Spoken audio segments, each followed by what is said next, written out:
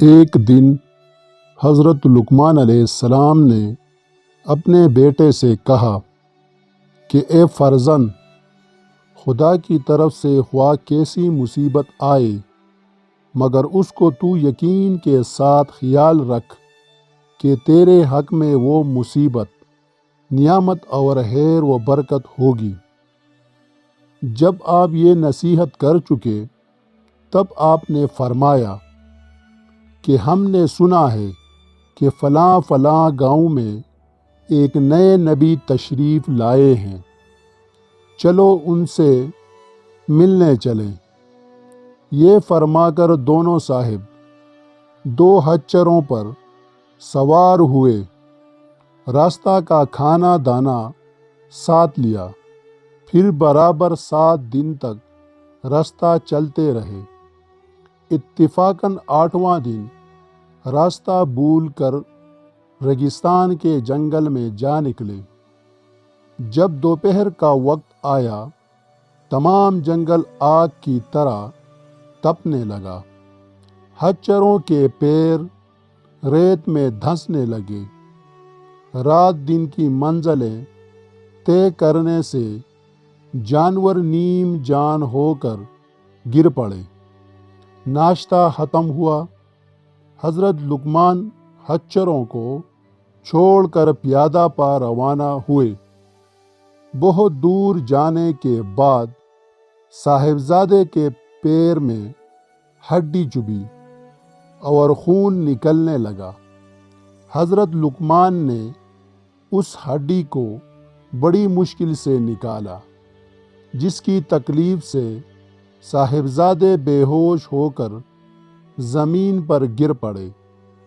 جب ہوش آیا تو بیٹے نے حضرت لقمان سے عرض کیا کہ جناب، آپ ہمیشہ فرماتے تھے کہ خدا کی طرف سے کیسی ہی مصیبت آئے مگر وہ بندے کے حق میں بہتر ہی ہوتی ہے۔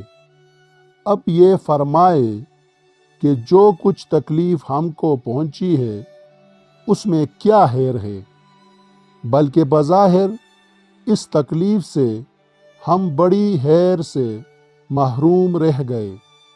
ہم ایک بزرگ ایک نبی کی زیارت کے لیے جاتے تھے، زیارت بھی میسر نہ ہوئی اور تکلیف بھی سخت اٹھائی۔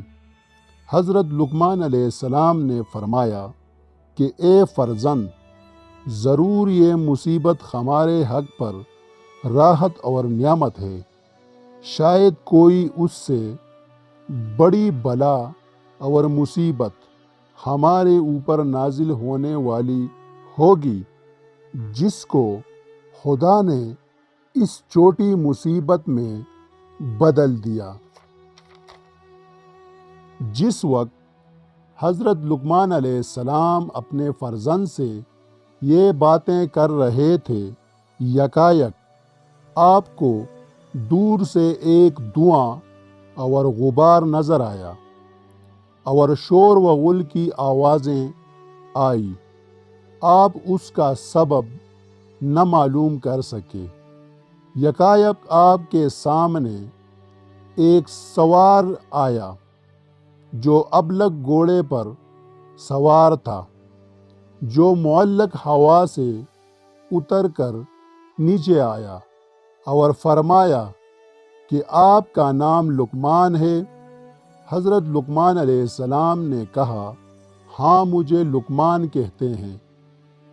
اس سوار نے کہا کہ آپ کا فرزند آپ سے اس مصیبت کی شکایت کر رہا تھا۔ فرمایا کہ ہاں، میرا بیٹا مجھ سے یہ پوچھتا تھا کہ جو مصیبت ہمارے اوپر سفر میں گزری ہے یہ کس طرح ہماری حقیقی اور راحت اور نعمت ہو سکتی ہے۔ میں نے جواب دیا کہ آج ضرور ہماری اوپر کوئی بڑی مصیبت نازل ہونے والی تھی، لیکن خدا نے اپنے فضل سے اس بڑی مصیبت کو چھوٹی مصیبت سے ٹال دیا ہے۔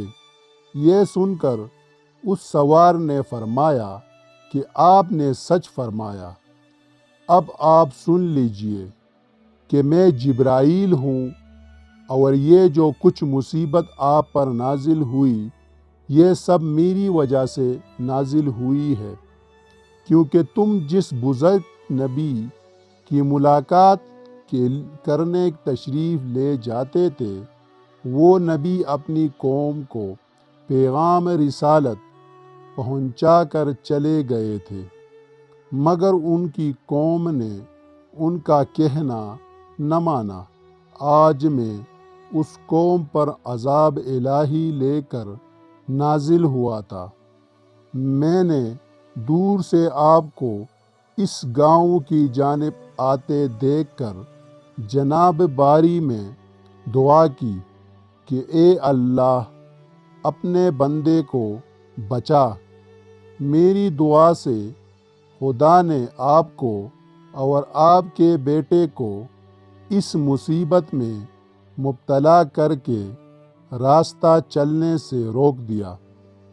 اگر ایسا نہ ہوتا تو آپ ضرور اس گاؤں میں پہنچ جاتے اور آپ بھی اس عذاب میں شامل ہو جاتے، اور آپ بھی ایک معذب قوم کے ساتھ مر جاتے اور زمین میں دھسا دیے جاتے۔ خدا نے اس قلیل مصیبت کے سبب سے آپ کو بڑی مصیبت سے بچا لیا، اور وہ دھواں اور غبار اور غل جو آپ نے میرے ملنے سے پہلے سنا تھا، وہ اس بستی کے زمین پر گرنے اور زمین کے نیچے دھسنے کی سبب تھا۔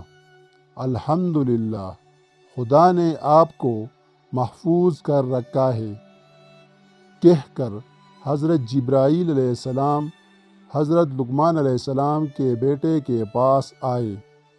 ان کے زخم پر کہ جہاں ہڈی چبھی تھی اپنا ہاتھ پھیرا، خدا نے اس کا زخم اچھا کیا۔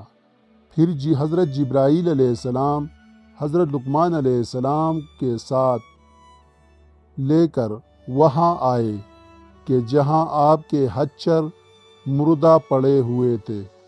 دونوں خچروں کو روح الامین نے ہاتھ لگایا، خچر زندہ ہو کر کھڑے ہو گئے۔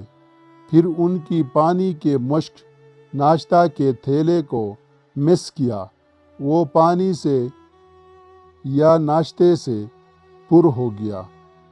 پھر فرمایا کہ آپ دونوں صاحب اپنی سواری پر سوار ہو جائیں۔ یہ دونوں بزرگ سوار ہوئے۔ حضرت جبرائیل علیہ السلام نے ان کی سواریوں کو پیچھے سے ہانکا۔ کل 7-8 قدم سواریاں چلی ہوگی کہ سامنے سے حضرت لقمان علیہ السلام کا شہر نظر آنے لگا۔ کل 7 قدم میں 7 دن کا راستہ طے ہوا۔ حضرت لقمان علیہ السلام اپنے گھر تشریف لائے اور حضرت جبرائیل وہاں سے غائب ہوئے۔ مسلمانوں، اب تو معلوم ہو گیا کہ مولا جو کچھ کرتا ہے وہ سراسر نعمت اور بہتر ہوتا ہے۔ اس طرح موت بھی ایلوے سے کڑوی ضرور ہے، مگر اس کا پھل نہایت شیریں ہے۔ حیات ابدی بغیر موت کے کس طرح نہیں مل سکتی۔